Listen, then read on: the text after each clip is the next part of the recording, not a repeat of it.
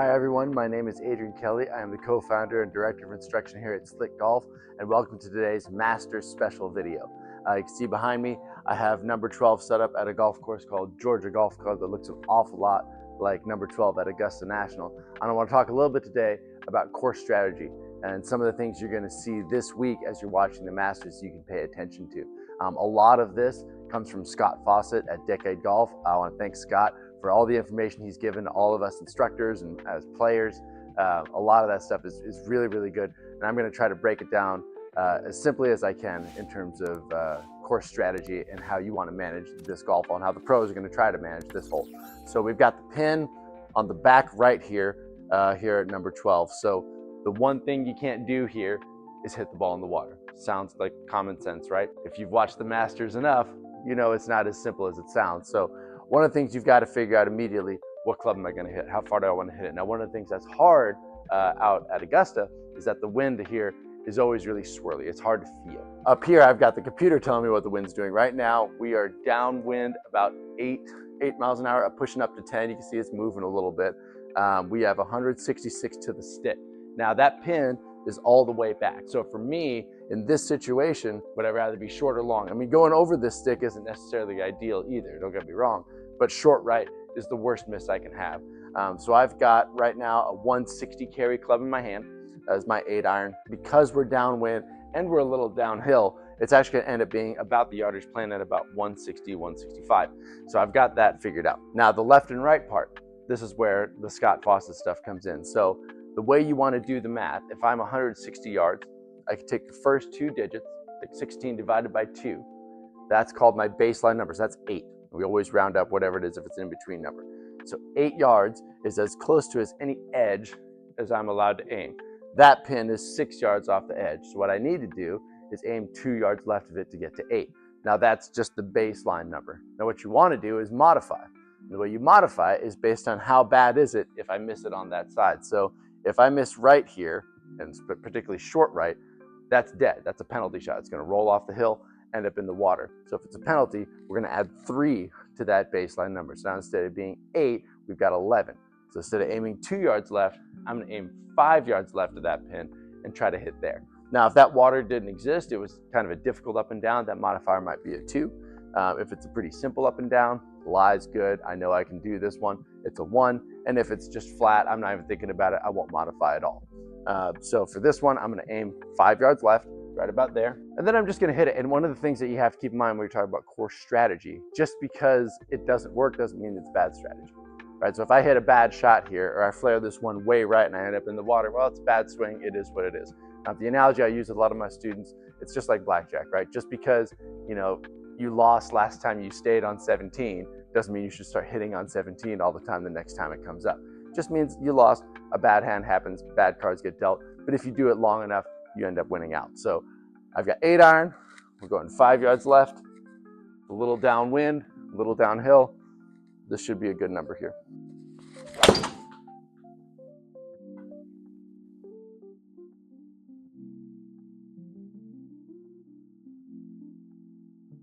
Back bunker, not ideal, right? I'm not thrilled with being in the back bunker. If I gotta choose between that and being in the water, I'm gonna take that every time. It's not the easiest up and down, but it's gonna happen. You're gonna see that a lot this weekend. Now let's see what happens if I get aggressive and I just fire right at that pin. Now I'm gonna club down. I'm gonna try to get the perfect yardage, which for me would be a very, very good 9-iron. And if I hit it perfect, this is gonna be great. I did not hit that perfect. Nope. That's why you don't play like that, right? Because I didn't hit that very good. But if I miss-hit my 8-iron, I'm probably on the green. A miss there, okay, whatever. Now, if I had aimed that 5 yards left, go back to my 8-iron, and I miss-hit it again, I'm not gonna try it. I'm gonna try to hit a good shot here. But if I miss it, my short right miss is on the green. It's actually probably pretty good. It's probably up there close. Yeah, not a good shot. Kind of flared it, kept it a little open, not great contact. But as far as the gallery knows, I hit a pretty nice one. So that's one of the tricks. One of the secrets to having good course management. You don't want to think of it, and this is again from Scott, all credit to Scott. You don't play golf with the sniper rifle, you play it with the shotgun. I have all of these potential outcomes that can happen in any shot. I need to make sure that all of those shots are never dead. I never want to be dead. And a penalty shot is dead, totally dead, can't have it. So far with the 8-iron, I've got one in the back bunker and one I could probably putt from that fringe. Maybe it's a basic little chip shot. Either way, I'm looking at par, bogey at worst. Let's do it again. 5 yards left. Pulled that one.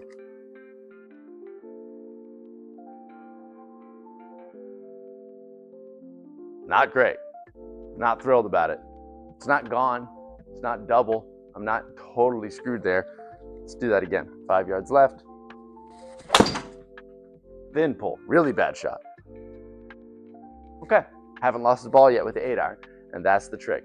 Never want to lose a golf ball. Okay, now we're going to talk about the tee shot strategy. Now we're on the next hole, number 13 here. Par 5, very famous par 5, hard dog leg to the left. We've got water left, trees right. Now the same philosophy applies here when we talk about driver. We can't be dead, right? Water is always worse than trees. Water, it's an automatic penalty. Trees, especially out here, you have angles. Ask Phil, you can find an angle from there and get to the green in 2 anyway. We want to stay aggressive. Generally speaking, I tell my students, if there's penalty shots on one side, you should always hit driver. Now that may mean you're aiming driver at the trees, which is exactly what I have here. I can't miss this ball left. And if I do miss it left, I need that ball to stay in play. So what I'm going to do is I'm going to aim out at this pine trees out here. If I draw it the way I expect to, it should be perfect. If I hit my right miss, I'm in the trees, not a big deal. And if I hit my left miss, it should be really good. So we're going to tee one up, see what I get. Staying aggressive, trying to play my normal shot shape. I do not try to work the ball both ways. I'm a natural drawer. That's what I'm going to play here. If this whole fairway was going the other way, I would still hit a draw off the tee. Pushed it. Pushed it in the trees. Not ideal, not thrilled about it. But from there, I can punch it through the trees. I can roll it up there. Not a big deal. I'll play it as a 3-shot hole. It's not dead. But if I miss this left in the water, that's dead. Same thing.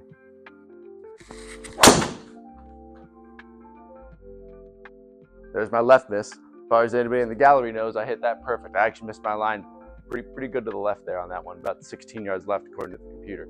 Right, and that's where it landed, so it probably doesn't turn over even more than that. But I'm great. That's what I'm talking about when I say play with a shotgun, not a sniper rifle. My entire pattern goes from about here to here. Nothing touches that creek. That's the important part with tee shot selection. Pretty good. I would take that for sure. If you have any questions, leave a comment down below. Find me on Instagram. Send me a message. I can talk to more detail about course management. Enjoy the tournament this weekend. It's my favorite tournament of the year. It's going to be so much fun to watch. I'm excited to see the guys manage this, especially coming down the stretch on Sunday.